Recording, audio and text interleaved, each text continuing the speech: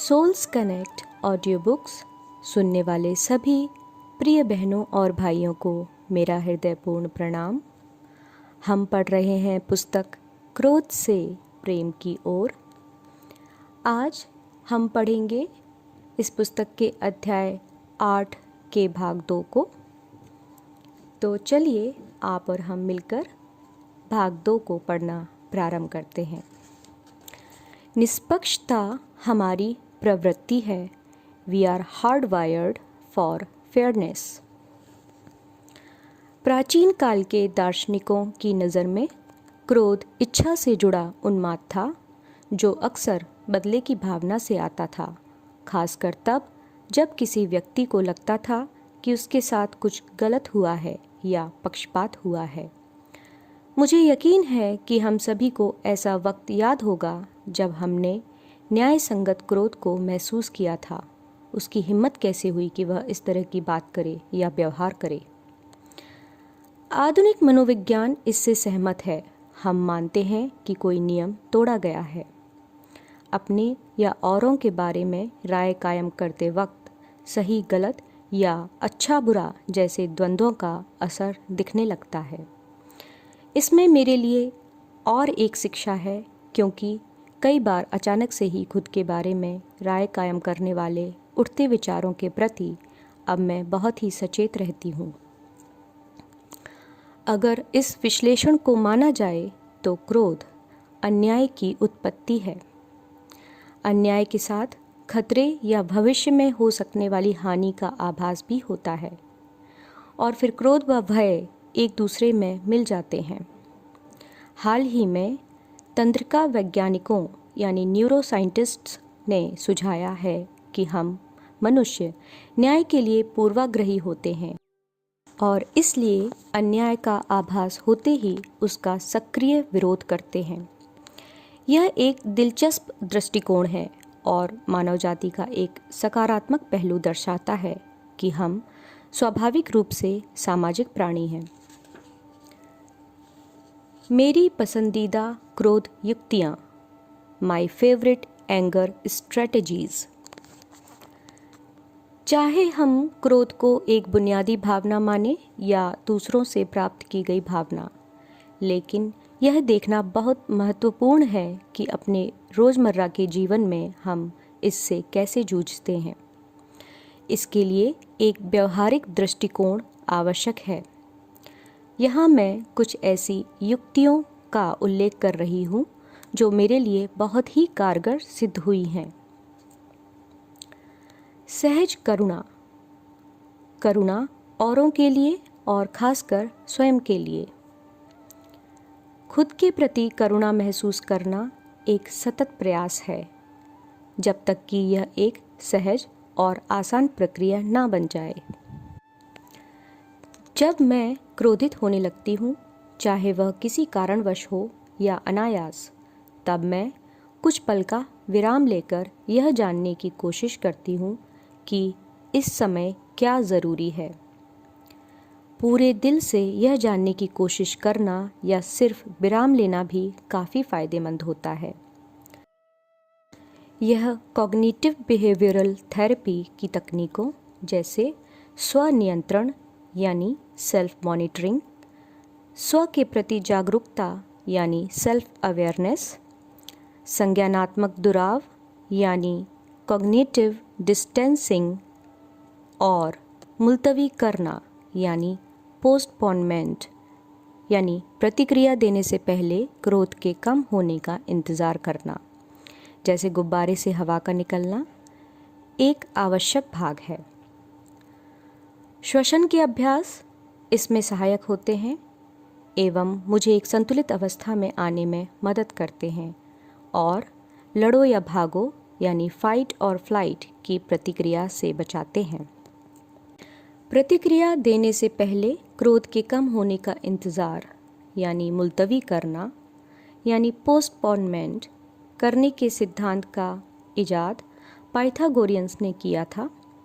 सदियों बाद इसे तितिक्षावादी दार्शनिकों ने अपनाया और अब वर्तमान समय में इसका उपयोग मनोचिकित्सक भी करते हैं। क्रोध को काबू में करने के तरीकों में हरदम यह सलाह दी जाती है कि अपने और क्रोध के उत्तेजकों के बीच दूरी बनाए रखें। क्रोध से पैदा हुए हमारे विचारों, भावनाओं व एहसासों को शांत करने में प्रकृति की सैर और उसमें खुद को खो देने से मदद मिलती है। लॉकडाउन के महीनों में अपने घर के आसपास घूमते हुए मैंने प्रकृति की खूबसूरती को सराहने का वक्त निकाला। पेड़ों, फूलों, बतखों, पहाड़ों व आसमान को सराहना और अपने चेहरे पर सूरज की किरणों को महसूस करना मेरे लिए एक अमूल्य अनुभव रहा है।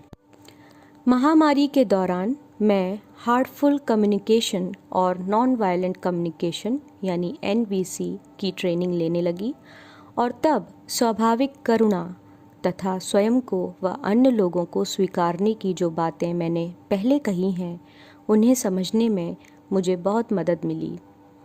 NVC यानी नॉन वायलेंट कम्युनिकेशन के संस्थापक मार्शल रोजनबर्ग ने क्रोध के बारे में कुछ ऐसा कहा है।